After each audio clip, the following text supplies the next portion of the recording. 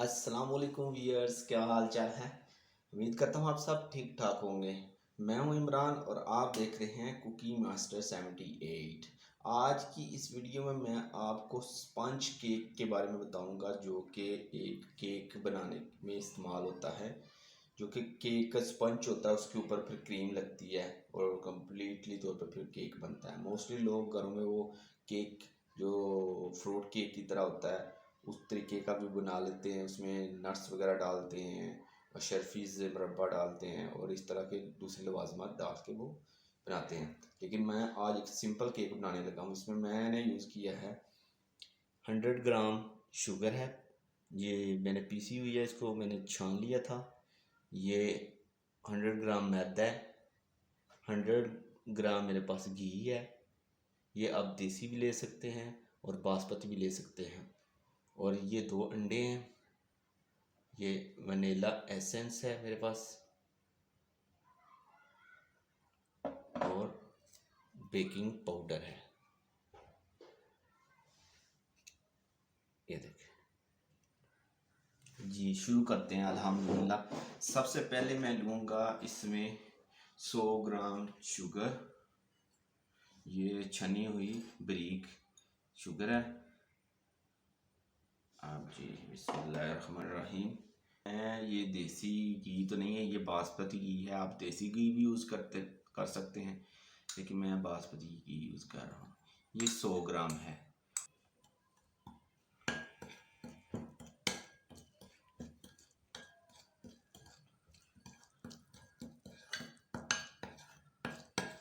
जी अल्हम्दुलिल्लाह, बिस्मिल्लाह। बहुत शानदार ये केक बनेगा। अपने घर में ज़रूर ट्राई कीजिएगा। इंशाल्लाह ये आपको बाहर परचेज़ करने की ज़रूरत ही नहीं पड़ेगी। एक तो ये हेल्दी होता है, दूसरा एक साफ़ सुथरा आप अपने घर में बना सकते हैं। बाहर पता नहीं किस तरीके से वो शुगर और ना तो सफाई की होती है, ना ही उन्होंने घी अच्छी क्वालिटी का लिया होता है। लोकल चीज़ें यूज़ करते हैं। पाकिस्तान में पहले बहुत गुर्बत है, लेकिन लोग मोस्टली क्या कहते हैं कि ऊंची दुकान में चले जाएं तो उधर से चीज़ अच्छी मिल जाती है हमें। लेकिन ये आपकी भूल है। ये नहीं पता किचन के पीछे क्या हो रहा है, क्योंकि इधर गुर्बत है और लोग लालच में बहुत ज़्यादा कुछ भी ना पूछे सर। अच्छा, ये अच्छे तरीके से मिक्स हो गया माशाल्लाह। हाँ जी, अब मैं इसमें शामिल करूँगा जर्दी, शामिल करूँगा अंडे की जर्दी।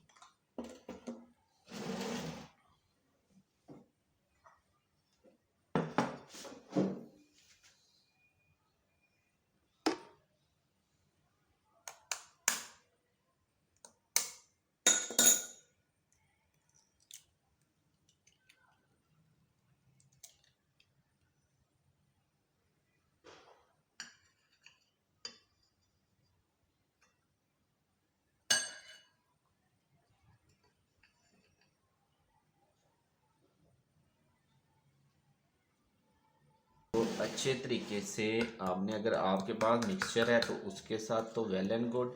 अगर नहीं है तो आप हाथ की मदद से भी इसको अच्छे तरीके से आपने इसको whip कर लेना है, इसको मिक्स कर लेना है। अंडों का मिक्सचर जो है रेडी है। ये मैं इसको साइड पर बाउल में मैं मैदे को डाल के इसके अंदर डाल देता हूँ। एक टेबल स्पून में इसमें बेकिंग पाउडर डालूंगा।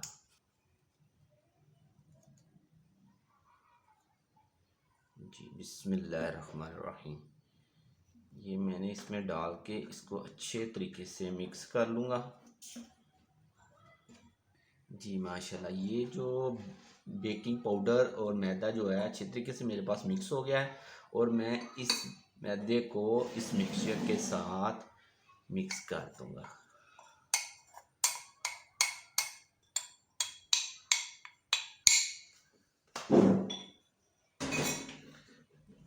जी, इसको अगर आपके पास मिक्सचर है तो अच्छे तरीके से आपने मिक्स कर लेना है। मैं तो अपने हाथ की मदद से इसको मिक्स करूँगा और देसी स्टाइल से पकाऊँगा। आप देख रहे हैं, मैं एक बड़े से देचके के अंदर इसको बेक करूँगा। इस तरह आपने इसको अच्छे तरीके से मिक्स कर लेना है इस मटेरियल को।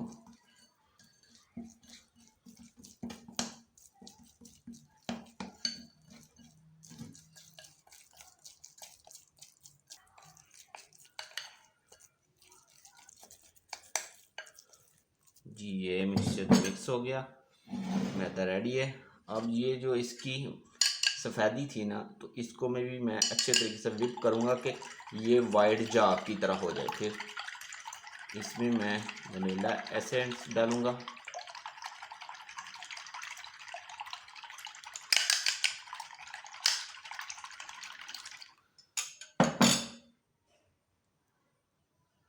جی میرے پاس یہ سفیدی اب ریڈی ہے، اس کو میں اس مکسچر کے ساتھ، اس میدے کے ساتھ مکس کر دوں گا۔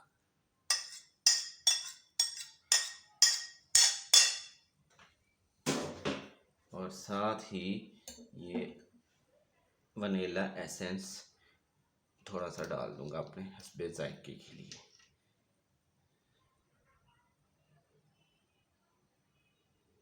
بس یہ کہ میں ہاف ٹیبل سپون ہے اس کے اندر میں نے ڈال دیا۔ اب اس کو میدے کو اچھے طریقے سے آپ نے مکس کر لینا ہے۔ مکس کرنے کے بعد پھر میں آپ کو بتاتا ہوں کیا کرنا ہے۔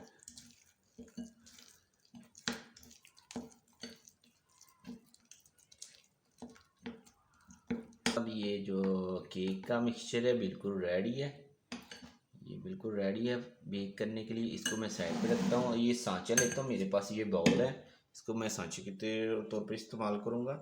ایکچولی میں دیسی سٹائل سے بنانے جا رہا ہوں کہ لوگوں کے پاس اتنے سارے ٹولز وغیرہ نہیں ہوتے، برتن وغیرہ نہیں ہوتے، کون سے وہ بیکری وغیرہ پہ کام کرتے ہیں، اس لیے وہ آرام سے اپنے گھر میں دیسی سٹائل سے بھی بنا سکتے ہیں۔ جی یہ دیکھیں، میں اب سانچے میں سب سے پہلے تھوڑا سا آئل لگاؤں گا اس کو کہ یہ نیچے سے چپکے نہ۔ اس آئل کو اچھے طریقے سے پھیلا لوں گا ساری سائڈوں پہ کہ جو ہے کیک جو ہے نا وہ اس کے ساتھ چپکے نہ۔ اسی طریقے سے آپ نے اس کو سارا لگا دینا۔ جی دوستو یہ دیکھیں میں نے آئل اس کی ساری سائڈوں پہ لگا دیا ہے۔ اب میں اس کے اندر جو میدا ہے نا مکسچر ہمارا کیک کا، وہ اس کے اندر ڈالوں گا۔ بسم اللہ الرحمن الرحیم۔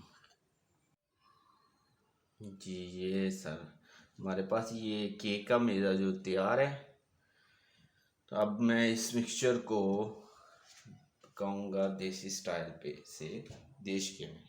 چلاؤ میں الٹا رکھ دیا اس کے اندر۔ جی اب سب سے پہلے اس کو میں گرم کروں گا، تقریباً یہ میڈیم ہو جائے، 100 ڈگری سینٹی گریڈ تک چلا جائے۔ پھر اس کے بعد 180 ڈگری سینٹی گریڈ راؤنڈ اس کو بیک کرنا ہے۔ تقریباً آپ کو پتہ چل جائے کہ یہ اس کی 180 ڈگری سینٹی گریڈ تک ہو، جو کہ دوسرے اوون وغیرہ میں پکاتے ہیں، لیکن میں تو ایک دیسی سٹائل سے بنا رہا ہوں تو میں اس سے کمپیریزن کر لوں گا۔ آپ بھی اس طریقے کو ذرا غور کریے گا۔ جی سب سے پہلے میں پین کو گرم کروں گا، پین کو ہیٹ دیں گے اچھے طریقے سے، یہ گرم ہو جائے۔ پھر اس کے بعد یہ مکسچر ڈالیں گے، یہ کیک والا مکسچر ڈالیں گے۔ اس کو میں نے ہیٹنگ کے لیے اس بدیچکے کو رکھ دیا، تھوڑی دیر تک ہیٹ ہو جائے گا، گرم ہو جائے گا، اس کے بعد اس کے اندر کیک رکھیں گے۔ جی دوستو یہ دیکھیں میرے پاس یہ جو پین ہے یہ دیچکا گرم ہو چکا ہے، تو یہ ذرا دیسی سٹائل سے میں کوک کر رہا ہوں، تو میں اس کے اندر تھوڑی سی لائٹ کروں گا، ہیٹ کافی زیادہ ہو چکی ہے تو ہیٹ کو تھوڑا سا نارمل کروں گا۔ کرنے کے بعد یہ والا جو کیک ہے میں اس کے اندر رکھ دوں گا، اور اب میں 20 منٹ سے 25 منٹس تک اس کو کوک کروں گا۔ جی دیکھیں، بسم اللہ الرحمن الرحیم۔ الحمدللہ بہت شاندار کیک بنے گا، آپ اپنے گھر میں ٹرائی کیجئے گا انشاءاللہ انشاءاللہ۔ جی اس کو میں 20 سے 25 منٹ تک کوک کروں گا، اس کے بعد یہ بیک ہو جائے گا صحیح طریقے سے۔ جی الحمدللہ بسم اللہ، بہت شاندار کیک بن چکا ہے، یہ دیکھیں جی الحمدللہ، سبحان اللہ سبحان اللہ۔ یہ دیکھیں نائس اور بہت ہی نائس لکنگ ہے۔ یہ اس کا ٹیسٹ کر کے دیکھیں گے انشاءاللہ، دیکھیں جی الحمدللہ بہت پیارا سا کلر آیا اور بہت اچھی طریقے سے بیک ہو چکا ہے۔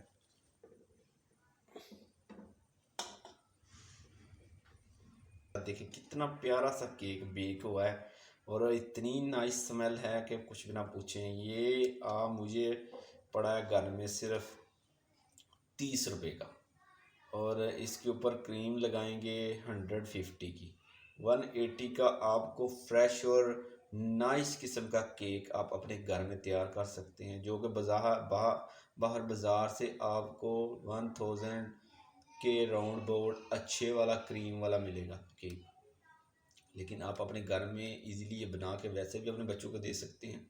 تو لہٰذا میرے چینل کو لائک اور سبسکرائب کریں، اور بہت شکریہ، مہربانی، اللہ حافظ۔